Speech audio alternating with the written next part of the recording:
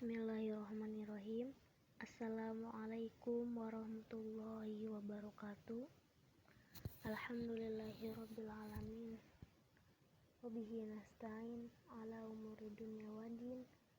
Wassalatu wassalamu ala ashrafil anbiya'i wal mursalin wa ala alihi wa sahbihi ajma'in. Amma ba'd.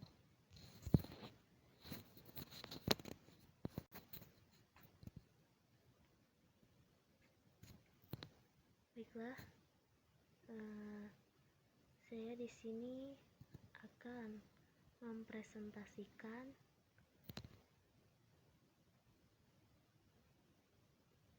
tentang posisi strategis pendidikan Islam dalam Undang-Undang Nomor 20 Tahun 2003 tentang Sistem Pendidikan Nasional sebagai tugas untuk memenuhi mata kuliah Ilmu Pendidikan Islam.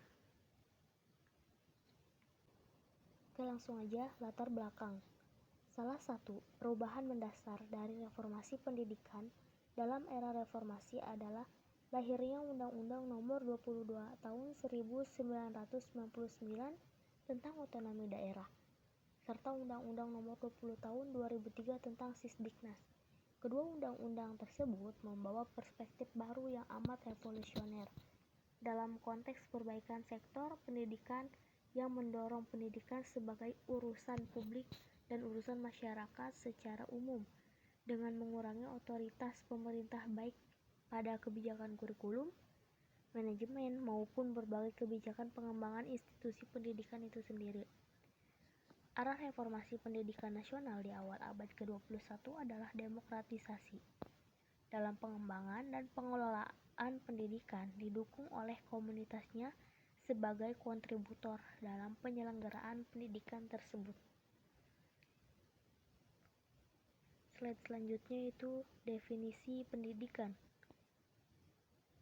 Nah, sebagaimana tertulis dalam Undang-Undang Nomor 20 Tahun 2003 tentang Sisdiknas, yaitu pendidikan adalah usaha sadar dan terencana untuk mewujudkan suasana belajar dan proses pembelajaran agar peserta didik secara aktif mengembangkan potensi dirinya untuk memiliki kekuatan spiritual keagamaan, pengendalian diri kepribadian, kecerdasan, akhlak mulia, serta keterampilan yang diperlukan darinya masyarakat, bangsa, dan negara. Nah, jadi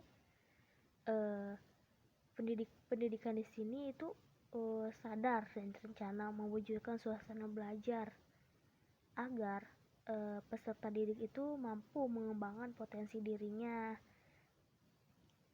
Nah, slide selanjutnya itu ada visi pendidikan nasional. Pertama, terwujudnya sistem pendidikan sebagai peranata sosial yang kuat dan berwibawa untuk memberdayakan semua warga negara Indonesia berkembang menjadi manusia yang berkualitas, sehingga mampu dan proaktif menjawab tantangan zaman yang selalu berubah. Kedua, sejalan dengan visi tersebut, sistem pendidikan nasional hendak menghasilkan insan Indonesia cerdas dan kompetitif pada tahun 2025. Dengan istilah insan Indonesia yang cerdas dimaksudkan insan yang cerdas secara komprehensif, yang meliputi cerdas spiritual, cerdas emosional, cerdas sosial, cerdas intelektual, dan cerdas kinestetis. Nah, jadi visi pendidikan itu mewujudkan pendidikan sebagai peranata sosial. Kedua, sejalannya visi pendidikan itu menghasilkan manusia yang cerdas dan kompetitif. Slide selanjutnya ada strategi pendidikan nasional. Yang pertama itu pelaksanaan pendidikan agama serta akhlak mulia.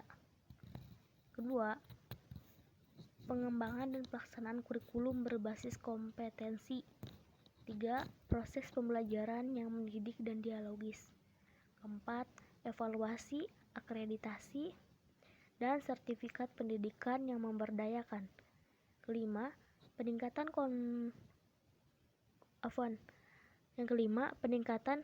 keprofesionalan pendidikan dan tenaga kependidikan. Keenam, penyediaan sarana belajar yang mendidik. Ketujuh, pemberdayaan pendidikan yang sesuai dengan prinsip pemerataan dan berkeadilan. Nah, jadi strategi pendidikan nasional itu ada 7 yang harus ditempuh oleh pemerintah. Yang selanjutnya itu hakikat pendidikan Islam.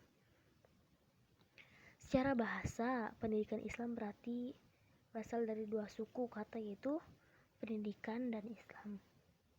Pendidikan berarti proses pengubahan sikap dan tata laku seseorang atau kelompok orang dalam usaha mendewasakan manusia melalui upaya pengajaran dan pelatihan.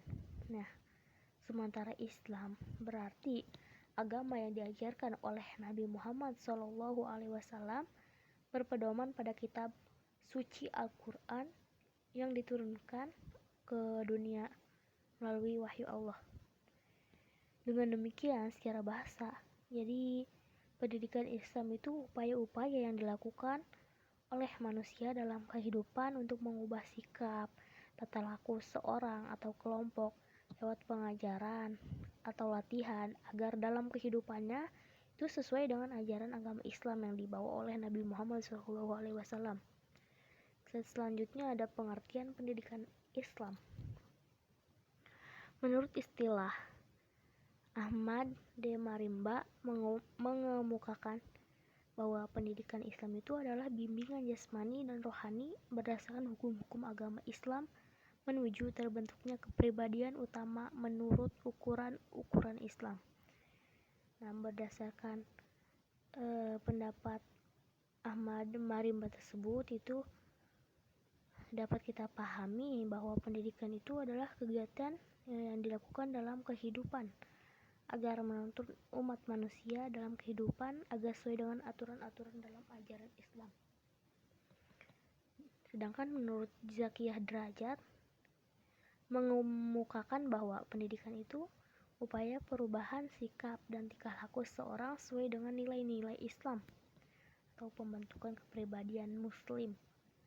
Berdasarkan pendapat Zakiyah Derajat tersebut, bahwa pendidikan Islam itu menuntut seseorang dalam kehidupan agar hidup dengan kepribadian sebagai seorang muslim sesuai dengan takaran aturan yang terdapat dalam ajaran Islam. Jadi slide selanjutnya itu tentang hakikat Undang-Undang Nomor 20 Tahun 2003 tentang Sistem Pendidikan Nasional. Salah satu perubahan mendasar dari reformasi pendidikan dalam era reformasi adalah lahirnya Undang-Undang Nomor 20 Tahun 2003 tentang Sistem Pendidikan Nasional yang disebut dengan Sisdiknas. Lahirnya Undang-Undang Nomor 20 Tahun 2003 tentang Sisdiknas itu sebagai wujud perubahan yang ingin dilakukan oleh pemerintah karena dianggap Undang-Undang Sisdiknas Nomor 2 Tahun 1989 sudah dianggap berupa tidak sesuai dengan cita-cita reformasi. Perubahan yang dihendaki perbaikan sektor pendidikan yang mendorong pendidikan sebagai urusan publik dan urusan masyarakat secara umum dengan mengurangi otoritas pemerintah baik pada kebijakan kurikulum, manajemen, maupun kebijakan pengembangan institusi pendidikan itu sendiri. Nah, menurut Armai Arif mengemukakan bahwa tujuan pendidikan Islam itu untuk mewujudkan manusia yang beriman dan bertakwa kepada Allah Subhanahu wa Ta'ala, cerdas, terampil, memiliki etos kerja yang tinggi, berbudi pekerti luhur, mandiri dan bertanggung jawab terhadap dirinya, bangsa dan negara serta agama.